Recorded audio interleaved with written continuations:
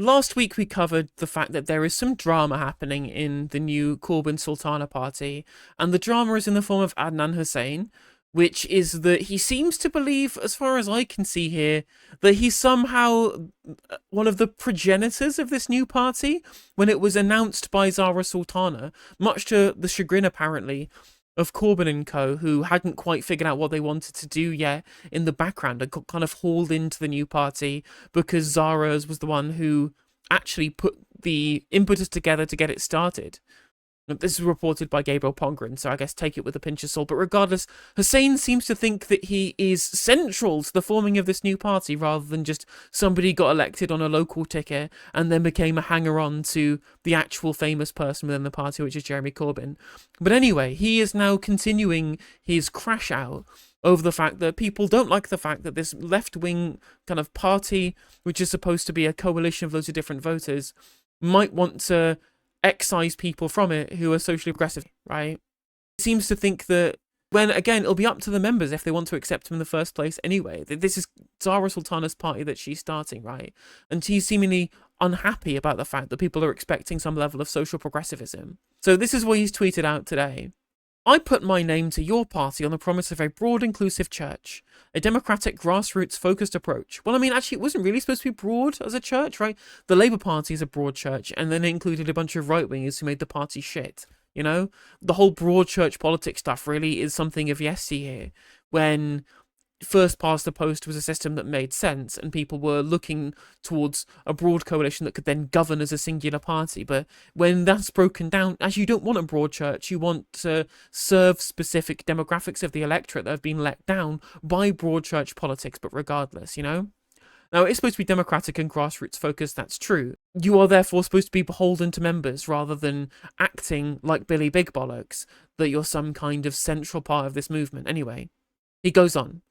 It appealed to me because this is how I won my election, as an independent supported by grassroots and able to speak the language of the people I represent. Sounds a bit sectarian, Adnan.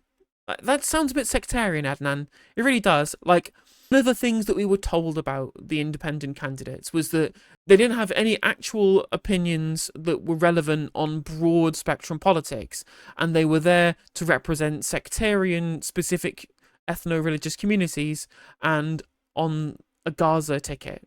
And when he says stuff like, I'm speaking the language of the people I represent, it sounds like sectarianism to me. It sounds like he's doing exactly what the rightoids criticised these people of doing in the first place, which seems not exactly good. I mean, it's worth pointing out as well that if you actually compare this to Iqbal Mohammed, Ayub Khan and Shokat Adam, the other quote-unquote Gaza independents as they were labelled by the media, for example, they're not doing this. They're not actually doing this at all, you know? They're tweeting out about broad-scale issues, of course about Gaza, but other things too. And to his credit, Shokat Adam is out there meeting his constituents, going to local events, being a kind of figurehead of the actual whole community rather than just the people that he claims to represent, which is what Adnan is doing here. Shokat Adam is acting like an actual MP, and Adnan Hussain seems to be getting ideas above his station. Yeah, I think you're right, Lewis, that sectarianism is thrown around very easily as an accusation towards people, and in a lot of cases, it's really unfairly done because people have like specific foreign policy prescriptions. But Adnan Hussain really does look like a sectarian to me. I think he is all of the worst parts of what people were talking about with regards to these independents in the first place, which I don't think is represented by the others. Especially not Shokat Adam, who's the one with the biggest profile outside of Adnan Hussain, because he was the one who got rid of the most high-profile MP in the form of Jonathan Ashworth, and he was the one who was kind of the most famous before then, because he was a local figurehead already. So the fact that Shokat Adam is out there trying to actually be a representative of the whole constituency, and Adnan Hussain's going, well, I'm the person who represents the people who I speak the language of, supported by the grassroots in my particular constituency, I'm like, does sound a bit like sectarianism to me. Anyway, the second tweet is the one that's actually the funniest one here. So it now appears like he is going after Zarah Sultana ostensibly for wanting the party to be socially progressive. I feel like that's the kind of point of inflection that we're looking at here. Now, none of this is withstanding the fact that this guy is a landlord and a real estate mogul. Let's just be real here. He is a landlord, multiple landlord, and a director of multiple real estate companies. That's further than Ayub Khan and Shock Adam, who are just landlords, right? One of them's an optometrist, the other's a lawyer. This guy, like, drives up to his announcements in a Porsche Panamera and owns multiple properties that he's a landlord for, and is also the director of multiple real estate companies. Like, if you wanted a broad church, I don't think it should really be a broad enough church that includes the actual bourgeois, you know? Like, broad churches still have walls. They're still supposed to have walls, you know? But his tweet here is directly calling out Zarah Sultana, it seems. People who won on a Labour ticket can threaten to push me out all they like. I took on the Labour Party machinery and won. They probably couldn't even win a by-election in their constituency with their juvenile student politics. Sit down. Okay, first of all, let's just start off with the student politics accusation here from Adnan Hussain. I don't think that there is anything that is more representative of the epithet of student politics as subtweeting people, i.e. tweeting about somebody without mentioning them by name, but so that everybody knows who you're talking about. Like, subtweeting people, again, who are the ones who invited you in the first place. It's, quite frankly, Zara and Jeremy's party. They were the ones who founded it. They were co-leading the founding of the party. And really, Zara was the one who took the impetus to get it started anyway. Essentially to take it out of the hands of the old guard who surround Corbyn, who are kind of control freaky. Like, Zara is the one who pushes it to be very democratic in nature, rather than just being Corbyn Party Part 2 electric boogaloo, you know? So she is the one with the political capital, with the broad base of support, and who is the closest to the political opinions of the people who these will actually need to win to be an electoral force, which is young progressives, right? People living in cities, people who are young and progressive. You can't win on sectarianism alone. You can't just say we are representing, like, the anti-Israel vote, or we're representing the religious minority vote, right? Like, that's not the reality here.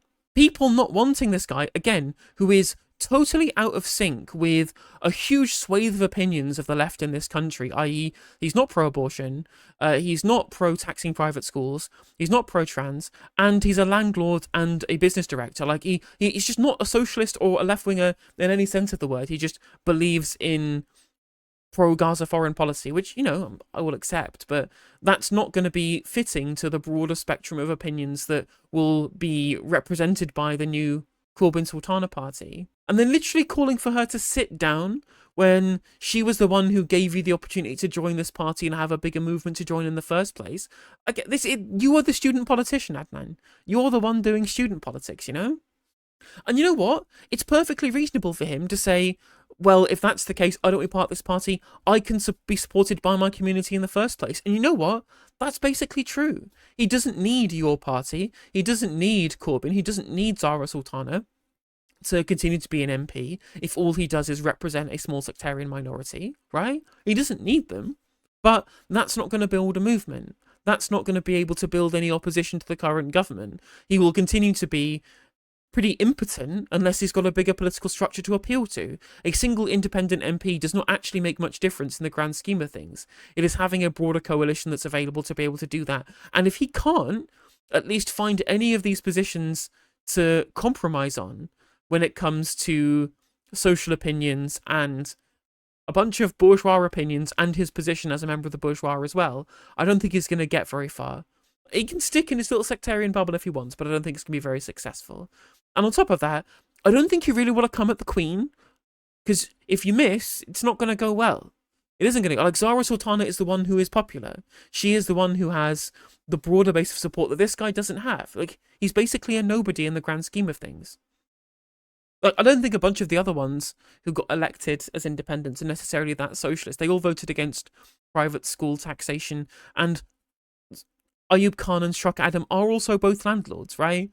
But at least they mostly tweet about national politics or local politics rather than this kind of weird Twitter crash out that he's doing, you know? Like, Shock Adam is using his Twitter profile to boost his work as an MP. Adnan Hussain is getting into slap fights and subtweeting Zarah Sultana, right? One of these is a serious politician, the other clearly is not. Like, it's funny, he claims to be wanting to represent a new kind of politics. And a landlord who claims to speak for the working class is very much the old politics. Like, yeah, one is join the Workers' Party of Britain, you know? It seems like they're far more fitting to what Adnan Hussain wants to do. And you know what? This tweet of his is perfectly fair. Like, he didn't need a safe seat. He didn't have to bus in people from London to be able to campaign for a political party. He was voted in by his constituents, by representing his constituents. But again, what that proves to me is that this is sectarianism. He is pitching himself as a sectarian candidate, as someone who doesn't need a political structure because he represents a particular interest in Parliament. But again, that will not have a strength to be able to be politically relevant on a national scale. It just won't be. I mean, and fundamentally, this is why I'm just glad I'm in the Green Party, you know? Like, none of this is happening in the Greens when we already have a leadership that are pretty much all set on the idea that trans people need to have rights, and that we shouldn't be challenging abortion legislation, and that landlordism isn't particularly good unless you're Adrian Ramsay, I guess. But then again, we also support things like rent controls and council house building, and Adrian Ramsay isn't a multiple career landlord who owns real estate companies or is a director of real estate companies. Adrian Ramsay is an accidental landlord who happens to let out his old house that he owned with his ex-wife before he sells it. And whilst it's not really defensible to be a landlord of any prescription, one of these is definitely worse than the other. Like, the fact that Adnan Hussain can be worse on basically everything than Adrian Ramsay basically shows you how little time I have for Mr. Hussain, you know? But I just can't get over him going, huh, you're engaging in juvenile student politics, Zara. Sit down in a subtweet. Like, that's his version of adult grown-up politics.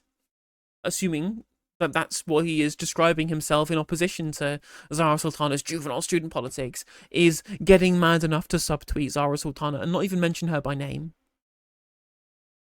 Hey there, if you enjoyed the video, make sure that you like and leave a comment. That helps the video out in the algorithm. If you subscribe and ring the bell, it'll let you know when I go live. I stream every day on YouTube and Twitch. You can also follow all of my socials down in the description. And if you want to support me in a more financial manner, there's a join button for memberships. It's just 99p to be a member on YouTube, as well as a Patreon, and there's some merch there as well. And hopefully I'll catch you on the next video. Take care.